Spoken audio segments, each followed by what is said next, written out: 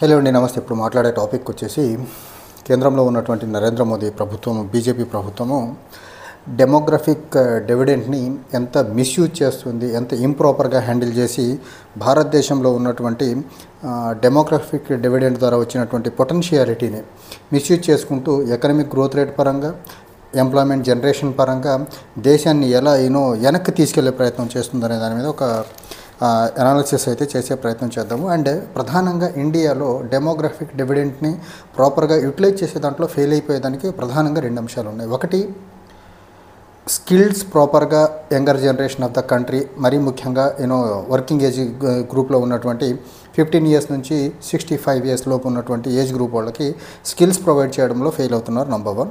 Number 2, industrial నీడ్స్ని meet అయ్యేదానికి ఉన్నటువంటి education సిస్టమ్కి యాజ్ వెల్ యాజ్ ఇండస్ట్రియల్ నీడ్స్కి ఉన్నటువంటి ఆ మిస్ మ్యాచ్ని తగ్గించే దాంట్లో గవర్నమెంట్ ఆఫ్ ఇండియా మిజరబుల్గా ఫెయిల్ అయిపోతుంది. ఇవి రెండు కాకుండా మూడో ఆస్పెక్ట్, ఇన్ఫార్మల్ సెక్టార్లో ఉన్నటువంటి ఎంప్లాయ్మెంట్స్ని రాను పాలసీ మోడీ అనాలోచిత పాలసీస్ వల్ల తగ్గుకుంటూ వెళ్ళటం వల్ల ఇండియాలో అన్ఎంప్లాయ్మెంట్ అండ్ అండర్ ఎంప్లాయ్మెంట్ రెండు పెరుగుకుంటూ వెళ్తున్నాయి అనేసి చాలా ప్రస్ఫుటంగా కనిపిస్తూ ఉంది. ఈ గ్యాప్స్ని ఫిల్ చేయాల్సిన బాధ్యత, మరీ ముఖ్యంగా ఇన్ఫార్మల్ సెక్టార్లో ఎంప్లాయ్మెంట్ని పెంచాల్సిన బాధ్యత కేంద్ర ప్రభుత్వం మీద ఉంది. కాకపోతే కేంద్ర ప్రభుత్వం తీసుకున్నటువంటి కొన్ని పాలసీస్ లైక్ డిమానిటైజేషన్, జీఎస్టీ ఇలాంటి పాలసీస్ వల్ల ఖచ్చితంగా ఎంప్లాయ్మెంట్ జనరేషన్ చాలా స్టాగ్నేటెడ్ మేనర్లో ఇండియాలో ఉందనేది మాత్రం చాలా క్లియర్. అండ్ ఇండియాలో మనం ఓవరాల్గా చూసుకుంటే ఎవ్రీ ఇయర్ దగ్గర 30 లక్షల మంది కొత్తగా గ్రాడ్యుయేట్స్ ఎకానమీను మార్కెట్లోకి ఎంటర్ అవుతున్నారు. అందులో దగ్గరగా 33% వచ్చేసి ఎంప్లాయ్మెంట్ దొరుకుతుంది. రిమైనింగ్ 66% అండర్ ఎంప్లాయీగాను లేకపోతే అన్ఎంప్లాయీగా మిగులుతున్న పరిస్థితి చాలాగా క్లియర్గా కనిపిస్తుంది.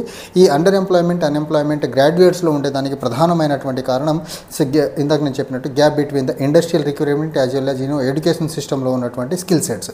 ఈ స్కిల్ సెట్స్ ఏవైతే ఎడ్యుకేషన్ ద్వారా వీళ్ళు గెయిన్ చేస్తున్నారో అది ఇండస్ట్రియల్ నీడ్స్ని మీట్ అవ్వకపోవడం వల్ల ఇండియాలో అన్ఎంప్లాయ్మెంట్ పెరుగుకుంటూ వెళ్తుంది.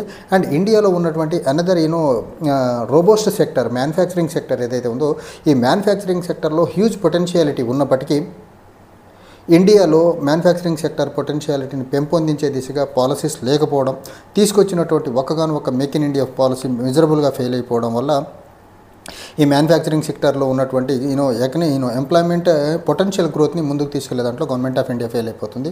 అండ్ ఇండియాలో మనం చూసుకున్నట్లయితే manufacturing sectors contribution to the GDP చూసుకున్నట్లయితే 13% ఉంది. వేరే చైనాలో చూసుకుంటే manufacturing sectors contribution to the Chinese economy it was somewhere around 27% ఉంది. సో ఇంత గ్యాప్ ఉన్న క్రమంలో మనం చైనా లాంటి ఫాస్ట్ గ్రోయింగ్ ఎకానమీతో కంపీట్ అవ్వడం కూడా చాలా కష్టసాధ్యమైనటువంటి పని. సో ఇక్కడ ఈ potentiality as well as GDP growth రేట్కి మ్యానుఫ్యాక్చరింగ్ సెక్టర్ కాంట్రిబ్యూషన్లో ఉన్నటువంటి గ్యాప్ని సరిచేయాల్సిన విషయంలో గవర్నమెంట్ ఆఫ్ ఇండియా మిజరబుల్గా ఫెయిల్ అయిపోయింది. అండ్ ఇంకొక సెక్టర్ ఇండియన్ ఎకానమీని ఎక్కువ మంది ఎక్కువ ఎంప్లాయ్మెంట్ జనరేట్ చేసేది, ఎక్కువ లేబర్ సెక్షన్స్ ఆఫ్ ద సొసైటీని అబ్జార్బ్ చేసుకుంటుంది agriculture sectors contribution to the GDP just hardly 16% ఉంది. బట్ వర్క్ ఫోర్స్ దగ్గరగా 43% ఇండియన్ వర్క్ ఫోర్స్ అగ్రికల్చర్ సెక్టర్లో ఎంగేజ్ అయ్యింది. తర్వాత సర్వీసెస్ సెక్టర్ ఆల్మోస్ట్ ఇండియన్ ఎకానమీకి డ్రైవర్గా ఉన్నటువంటి సర్వీస్ సెక్టర్లో ఉన్నటువంటి డ్రాబ్యాక్ ఏంటంటే ఎంప్లాయ్మెంట్ అబ్జార్ప్షన్ కెపాసిటీ సర్వీస్ సెక్టర్లో చాలా తక్కువ యాజ్ వెల్ యాజ్ స్టాగ్నేటెడ్గా ఉండిపోవడం వల్ల ఈ ఇండియాలో ఉన్నటువంటి unemployment as well as underemployment పెరుగుకుంటూ వెళ్తుంది.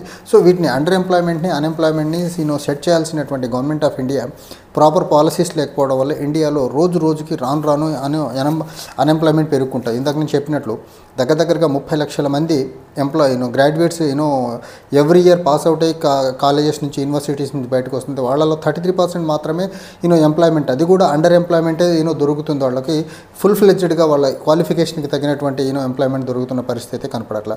ఇండియాలో ఉన్నటువంటి డెమోగ్రఫిక్ డివిడెంట్లో మనం చూసుకున్నట్లయితే దగ్గరగా ఇండియాలో ఉన్న పాపులేషన్లో 67% ఆఫ్ ద పాపులేషన్ 15 నుంచి 64 years మధ్య, అంటే వర్కింగ్ ఏజ్ గ్రూప్ మధ్యలో ఉన్నారు.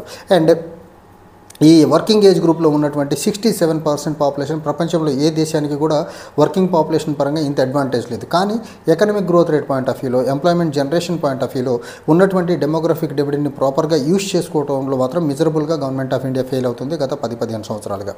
అండ్ ఇక్కడ మనం చూసుకున్నట్లయితే అన్ఎంప్లాయ్మెంట్ అవనివ్వండి, underemployment is clear indication అనమాట. ఎకనమిక్ గ్రోత్ రేట్ అనేది చాలా స్లగ్గిష్గా వెళ్తుంది అనే దానికి.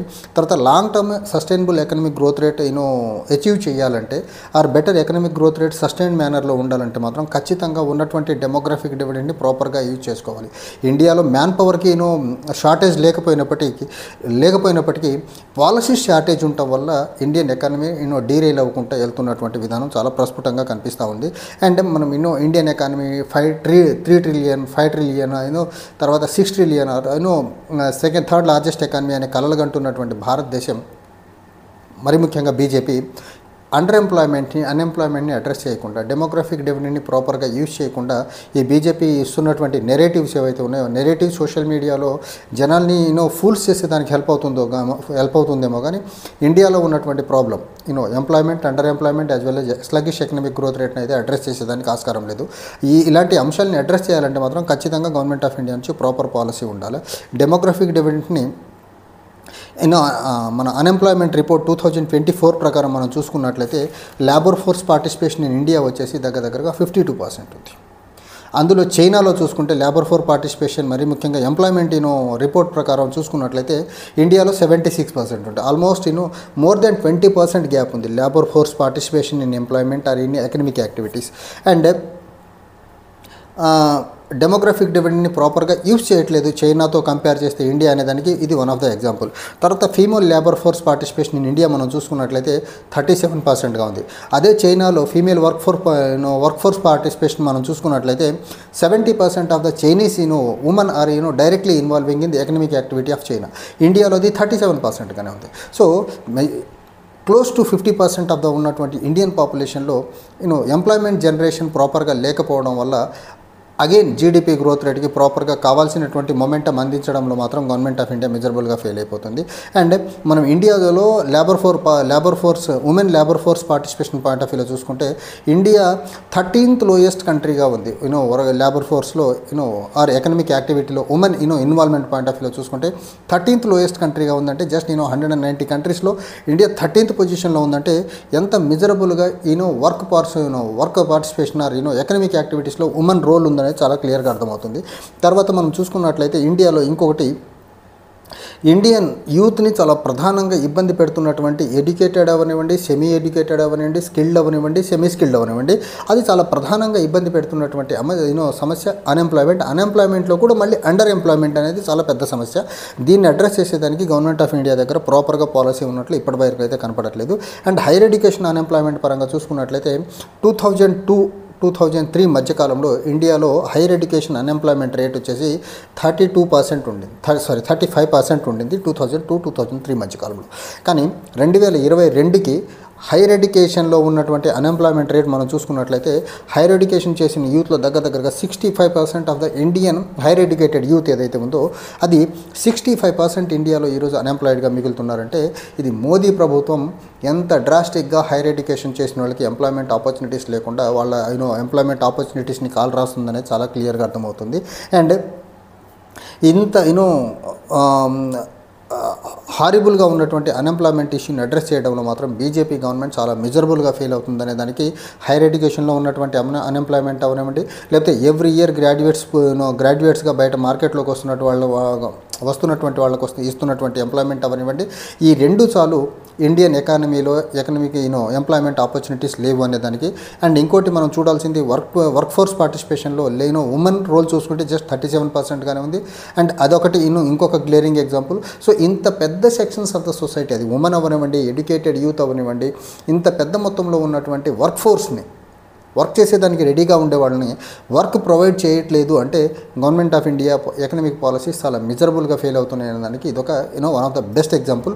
గవర్నమెంట్ ఆఫ్ ఇండియా అన్ఎంప్లాయ్మెంట్ గురించి ఎప్పుడు ఎవరైనా క్వశ్చన్ రేజ్ చేసి దాన్ని బుల్డోజ్ చేసి దాన్ని డైవర్ట్ చేసి దానికి రకరకాల అంశాలతో డైవర్టింగ్ పాలిటిక్స్ చేస్తున్నారు తప్ప ఇండియాలో ఉన్నటువంటి ది బెస్ట్ పొటెన్షియల్ పాపులేషన్ ఏదైతే ఉందో వర్కింగ్ ఏజ్ గ్రూప్లో ఉన్నటువంటి పాపులేషన్ని వాళ్ళ పొటెన్షియాలిటీని ట్యాప్ చేసే దాంట్లో మ్యానుఫ్యాక్చరింగ్ సెక్టార్ని స్ట్రెంథెన్ చేసి స్కిల్డ్ సెమీ స్కిల్డ్